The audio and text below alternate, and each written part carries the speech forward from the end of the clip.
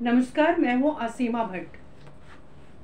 आज फिर मेरे हाथ में है मन लागू मेरो यार फकीरी में। इस किताब से एक नया लेख जो कि लिखा है डॉक्टर उज्ज्वल कुमार ने। डॉक्टर उज्ज्वल कुमार जेएनयू से हैं और ये एक लेखक रहे हैं और सामाजिक कार्यकर्ता भी हैं। वो लिखते हैं, एक सच्चे क्रांतिकारी सुरेश भट्ट। सुरेश भट्ट को मैं तब से जानता हूँ जब इस देश में 1974 में जेपी आंदोलन चल रहा था और 1975 में आपातकाल लगाया गया था। मैं उस समय 11वीं कक्षा में बरेव हाई स्कूल में पढ़ता था। मेरे पिताजी जनसंघ पार्टी में हुआ करते थे और जेपी आंदोलन में सक्रिय थे। उस दौर में सुरेश भट्ट जी का मेरे घर पे आना जाना होता था। उन लोगों की बातचीत में सुनता था और उस छोटी उम्र में ही मुझे जेपी आंदोलन से सहानुभूति हो गई थी। मुझे अखबार पढ़ने, रेडियो से समाचार सुनने और लोगों द्वारा देश दुनिया के बारे में हो रही बातों को सुनने में बहुत अच्छा लगता था। उन लोगों की बातों से मुझे इतना पता हो गया था कि इंदिरा जी द्वारा तानाशाही की जा रही थी और देश में बहुत उथल पुथल हो रही थी। सुरेश भट्ट एक बेतरतीब से व्यक्ति थे, कभी दाढ़ी में तो कभी बिना दाढ़ी से। ठिकना सा व्यक्तित्व, परंतु बातों में बहुत ही माहिर थे। देश, दुनिया, राजनीति और समाज के लिए इतने समर्पित थे कि उनके बच्चे कहाँ हैं और वे क्या खा रहे हैं तथा कैसे जी रहे हैं, इसकी भी उनको चिंता नहीं थी।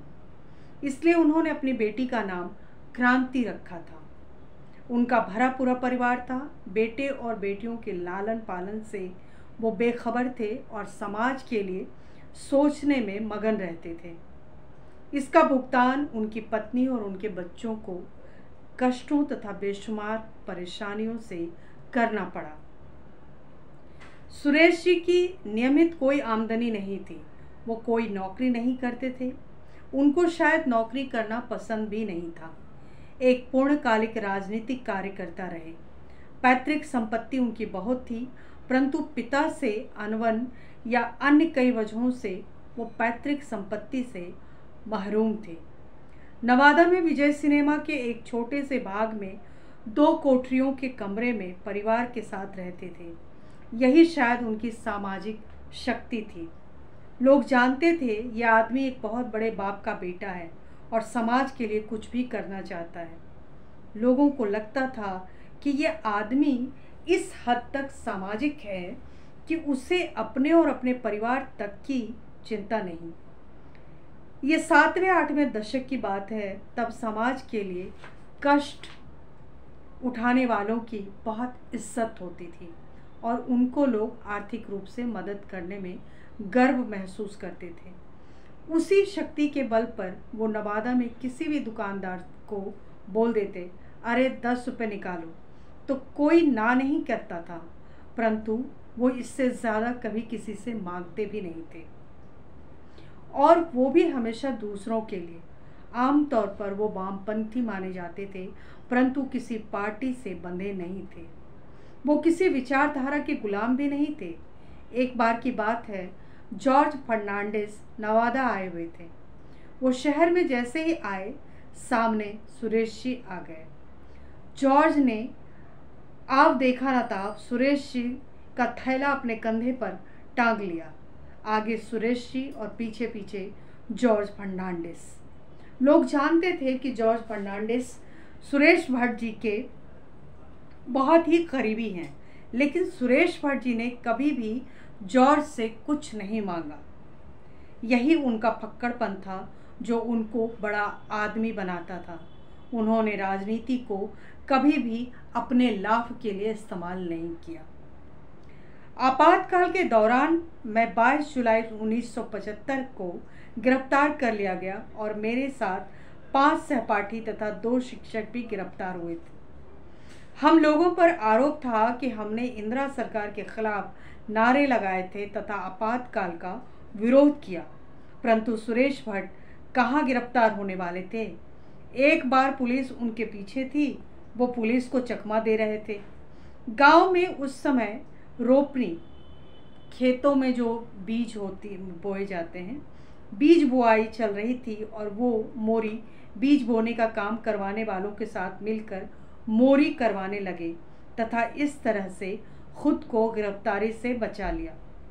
जब मैं जेल से छूट कर आया तो लोगों ने मुझे बताया कि किस तरह वो पुलिस को चकमा देते रहे थे। हालांकि ज़्यादा दिनों तक वो पुलिस से बच नहीं सके और एक शाम मेरी उनसे मुलाकात गया सेंट्रल जेल में हो गई। मैंने उनसे पूछा, आखिर आप भी आ ही गए? वो मुस्कुरा कर बोले, तुम्हारे गांव से आ रहा हूँ, पुलिस को चकमा देता रहा, आखिर में उन्होंने मुझे थाम ही लिया। अब चलो इंदिरा जी की जेल की खिचड़ी खाते हैं। इतना कहकर उन्होंने जोर का ठहाका लगाया और जेल में वो हम लोगों से खूब बातें किया करते थे, देश दुनिया का समाचार बताया करते थे। बहुत ही मृदुभाषी और कभी भी नाराज न होने वाले व्यक्ति। उन्होंने जेल में सभी राजनीतिक बंदियों का मन जीत लिया था, परंतु अन्याय के खिलाफ उनको गुस्सा आ जाता था और वो इस बात की परवाह नहीं करते थे कि इसका परिणाम क्या होगा। ऐसा ही एक वाकया गया जेल में उनके साथ हुआ। कोई मुलाकाती उनसे मिलने आया तो जेल पुलिस से उनकी किसी बात पर कहा सुनी हो गई। जेल पुलिस ने उन्हें ज़ोर से कहा, अपने वार्ड में जाओ, लेकिन सुरेश जी उतने ही ज़ोर से बिना डरे बोले, ज़्यादा मत बोलो, नहीं तो हम इस जेल के गेट को ही तोड़वा दूंगा। बड़ा हल्ला मचा और किसी तरह से मामले को शांत किया गया। उस दौर में जब चारों तरफ अंधेरा था और आपातकाल के डर से कोई कुछ नहीं बोलता था, वो खुलेआम जेल प्रशासन को चुनौती दे रहे थे। जयप्रकाश आंदोलन में वो बहुत ही सक्रिय रहे। हालांकि किसी भी पार्टी से जुड़े नहीं थे, इसलिए सबके प्यारे थे, परंतु उनको किसी भी अवसर पर किसी दल ने इस लायक नहीं समझा कि उन्हें टिकट दे और वो चुनाव लड़कर समाज में और ज़्यादा भूमिका अदा कर सकें। उनकी पहुंच जेपी तक थी, परंतु जेपी के पास भी चाटुकारों का ही जमघट लगा रहता था और ऐसे में एक ऐसे आदमी को राजनीतिक रूप में अवसर नहीं मिल सका जिसे मिलना चाहिए। वामपंथी पार्टी के प्रति उनकी लगन थी, लेकिन वो किसी भी वामपंथी पार्टी में नहीं थे। जिन दिनों यूनियन पीपुल्स फ्रंट का गठन हो रहा था, वो इस मोर्चे के कार्यक्रम में जाते रहते थे, परंतु पता नहीं क्यों उनको ये पार्टी नहीं मिल सकी जिसे वो अपना कह सके और जिसके साथ समर्पित भाव से जुड़ सके। कुछ दिन वो मार्क्सवादी कोऑर्डिनेशन कमेटी के सदस्य रहे। इसके सबसे बड़े नेता A.K. राय थे। वो धनबाद से सांसद भी रहे, परंतु इस पार्टी के साथ भी उनका जुड़ाव दिल से नहीं हो सका। हालांकि वामपंथी पार्टियों की जो दुर्दशा बिहार में रही है, उसके शिकार वो भी हुए। वामपंथियों की सबसे बड़ी कमज़ोरी ये है कि अगर आप उनके किसी ग्रुप के साथ हैं तो वे आप पर शक करेंगे और आप पर तमाम पहर नज़र रखेंगे कि आप कहीं पुलिस से तो नहीं मिले हैं। यही वाकया सुरेश जी के साथ भी हुआ। एक दिन एक अति कट्टर वामपंथी विचारधारा का कोई कह रहा था, अरे नहीं जानते हो, सुरेश भट्ट तो पुलिस का आदमी है।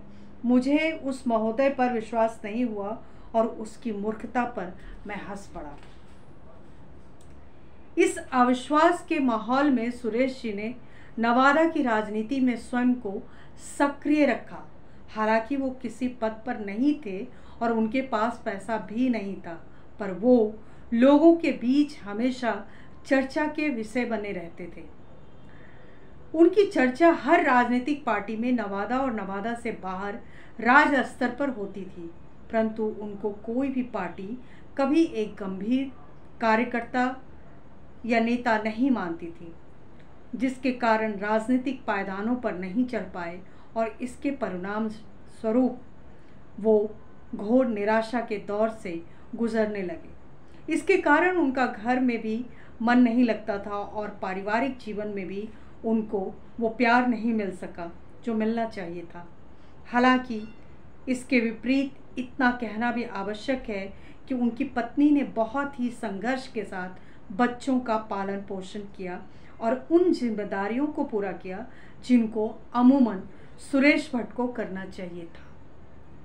इस बीच में जवाहरलाल नेहरू विश्वविद्यालय से पीएचडी करने में लगा हुआ था और मेरा निवास दिल्ली हो गया था। सुरेश जी से मेरी मुलाकात बहुत ही कम हो पाई थी, परंतु मेरे पिताजी अक्सर उनके बारे में मुझे बताते रहते और कहते थे कि सुरेश भट्ट तुमको बहुत याद करते हैं।